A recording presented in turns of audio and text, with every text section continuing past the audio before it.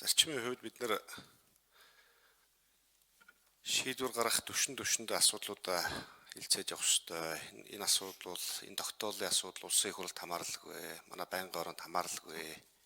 Энэ тогтоол гаргах ямар ч шаардлага байхгүй. Тэгэхээр би гормын санал гаргаж шийдэж байгаа. Энэ тогтоолоо татаж аваа. Буцаагаад өөр байдлаар найруулдаг юм уу эргэж оруулж ирээ. Яг үндсэндээ би компани дээр засаглалыг нь сайжруулах, эрх зүйн орчныг нь бүрдүүлэх гэсэн шийдвэр гаргах гэж байгаа бол дэмжих байсан. Гэтэл эн чинь өөрөө энэ компани дотоод үйл ажиллагаатай холбоотой, хөрөнгө санхүүжилттэй холбоотой, шийдвэр гаргалтай холбоотой асуудал руу орох гээд байна. Тэгэхээр энэ асуудлыг чи дэмжихгүй, энийг та татаж ав.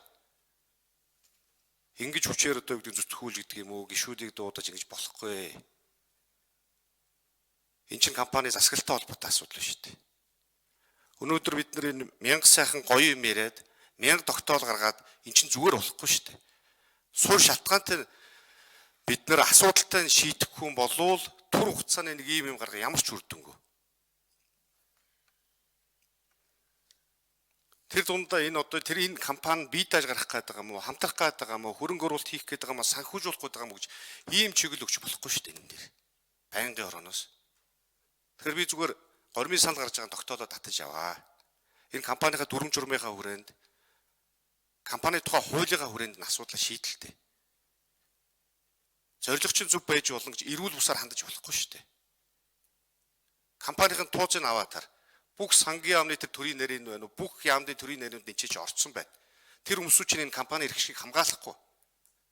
Тэр яамныхаа бодлогын асуудлыг хамгаална. Өнөөдөр энэ компани яагаад ашиггүй ажиллаад байгаа? Яагаад компани засаглал байхгүй вэ? Суурь шалтгаан энэ ч байгаа шүү дээ. Энэ компанид ямар ч дэмжлэг хэрэггүй. Ямар ч төрөөс дэмжлэг хэрэггүй. Эсрэгээр нөгөө талаа ямар ч дарамт хэрэггүй харин. Компани шиг ажиллах ёстой байна. Бусад Монголын 60 мянган нэгжүүдтэй адил компанийхаа тухай хуулиа хэрэгжүүлээд хувь нэрштэйгээ хурал тууцыгаа хүрээнд өөрсдөө бие дагаад шийдвэр гаргаад хариуцлага хүлээгээд явцгаа хэрэгтэй. Ингэж энэ олон нийтийн эрх шиг хамаарсан компаниг ингэж болохгүй. Болохгүй. Энд чинь ашигын төлөө ажиллах ёстой. Бизнесээс ачмаар явах ёстой. Их хурал дээр энэ асуудлыг татаж авчирдаг, том ордтой холбоотой энэ асуудлыг энд улс төрчүүлж энд наадаг асуудал бол буруу. Энэ тогтоол гарах хэрэггүй. 18 оны бэлэн тогтоол нь байна. Зүйл заалтаар чи хэллээ.